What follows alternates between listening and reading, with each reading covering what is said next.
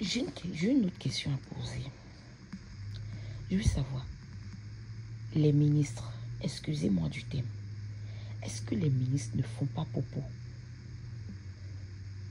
Les autorités mondiales font popo. Les autorités mondiales vont chier. Tout le monde fait popo, tout le monde va aux toilettes. Tout le monde a des excréments. Tout le monde pisse. Tout le monde a la sueur. Même les autorités du monde, ils ont la sueur. Les autorités du monde, je peux dire, elles ont la sueur, voilà ce que je veux dire, que ce soit femme ou homme. Les autorités du monde ont la sueur. Les autorités du monde crachent. Les autorités du monde pissent quotidiennement. En fait, je veux dire que ce sont des humains, ce sont des êtres humains. Faudrait pas que...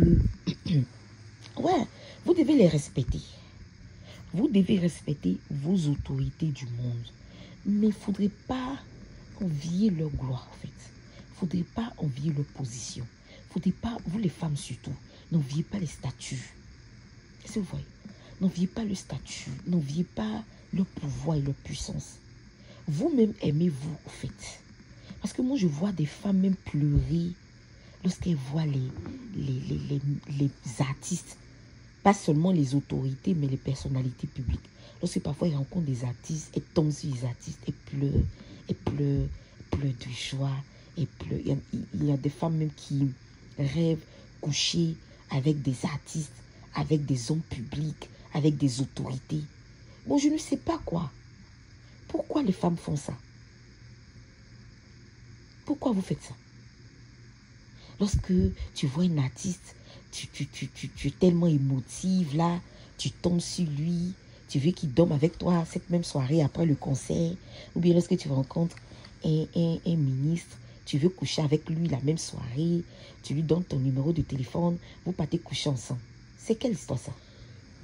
Ça c'est quelle histoire ça? Non, je ne suis pas d'accord avec ce genre de mentalité. Hein? Vous savez, toute personnalité publique, au fait, ce sont des êtres humains. Ce sont des êtres humains. Ce sont des êtres humains comme toi, comme moi, comme tout le monde. Nous sommes tous des êtres humains devant Dieu. La seule personne qui est Dieu, c'est Dieu qui est dans le ciel, qui a créé l'humanité. Ok? Les personnalités publiques, les autorités du monde ne sont pas des dieux. C'est juste des humains. Voilà. Mais que peut-être à qui Dieu a donné peut-être certaines positions pour travailler. Au fait, Dieu les utilise. Toute autorité publique est utilisée par Dieu. Toute personnalité publique est utilisée par Dieu. Ok? En réalité, ils ne sont pas là pour leur gloire. Toute personnalité publique vient réaliser les desseins de Dieu pour un pays, pour une nation. C'est tout. Vous devez les regarder comme des êtres humains qui ont appris à être utilisés par Dieu et qui ont appris à être des instruments pour Dieu. Vous aussi, que ce soit des hommes ou des femmes, n'enviez pas les autorités publiques. Allez-y travailler. Allez-y travailler. Allez-y vous battre dans la société. Allez-y vous battre dans la vie. Aimez qui vous êtes. Hein? Aimez qui vous êtes. Quelle est cette histoire d'aller voir des marabouts pour devenir un ministre, pour devenir riche? En fait, on appelle ça de la convoitise. Je vais voir un marabout parce que je veux devenir riche. Je veux devenir un ministre ou un président. Ça, on appelle ça de la convoitise. Une convoitise qui va te tuer. Il y a des femmes aussi, je vais épouser un homme riche. Je vais épouser un homme riche. On appelle ça de la convoitise. Une convoitise qui va te tuer. Qui va te tuer. Donc, aimez-vous vous-même, en fait. Aimez-vous vous-même. Dieu peut vous faire grâce d'épouser un homme riche, d'épouser un homme prospère. Ok, ça c'est Dieu qui a décidé. Mais si Dieu n'a pas décidé, ne forcez pas le destin. Il y a des familles qui se pommadent, qui s'éclaircissent la peau, matin, midi, soir, rien que pour rencontrer des présidents de la République. Je vois des femmes qui vont dans des hôtels, dans des conférences de ministres, juste parce qu'elles veulent coucher avec le président. Ma chérie, tu as un problème psychologique. Tu es malade, au fait.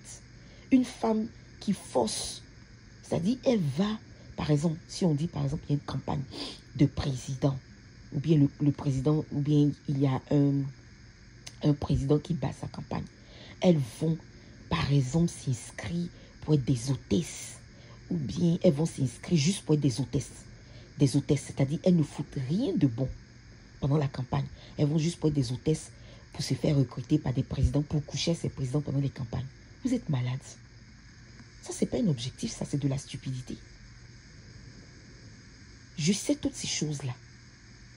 Comme je vous dis là, je sais toutes ces choses. Mais moi, je n'ai jamais fait ça.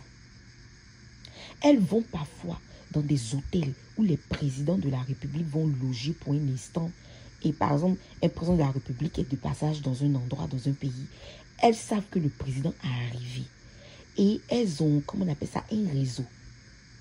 On leur donne comment on appelle ça, on leur envoie des SMS sur le téléphone pour dire, ah, il y a tel président qui est arrivé, il y a tel président qui est arrivé, il faut te préparer, il faut venir à tel endroit, à tel hôtel, tu vas coucher avec lui. Et puis elles s'en vont. Elles s'en vont là-bas, elles se vont coucher les présidents. Mais ces filles-là, elles hallucinent. Elles sont stupides, elles sont bêtes. En fait, moi, j'aimerais encourager tout le monde au travail. En fait. Il faut travailler, il faut travailler. Il faut être une femme intelligente, il faut être un homme intelligent.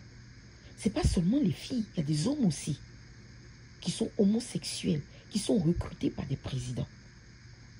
Lorsque des présidents arrivent dans des pays, on leur envoie aussi des SMS pour lui dire à tel président qui est là-bas coucher lui. Pourquoi? C'est quoi tout ça? C'est la dépravation des valeurs et des mœurs. Moi, je n'encourage pas ça.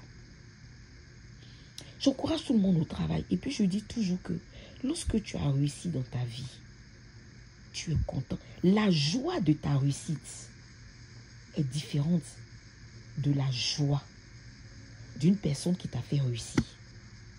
Cette joie est comparable. Lorsque toi-même, tu t'es battu, tu as fait couler la sueur de ton front pour atteindre le sommet. Cette joie-là est différente de la joie d'une personne qu'on a poussée à réussir. Donc, il faut chercher cette joie incomparable. Lorsque, par exemple, tu as tes entreprises, lorsque tu as réussi par toi-même, lorsque tu t'es distingué dans une société par toi-même. Mais cette joie, tu ne peux pas. Cette joie est indescriptible. Indescriptive, en fait. Merci beaucoup.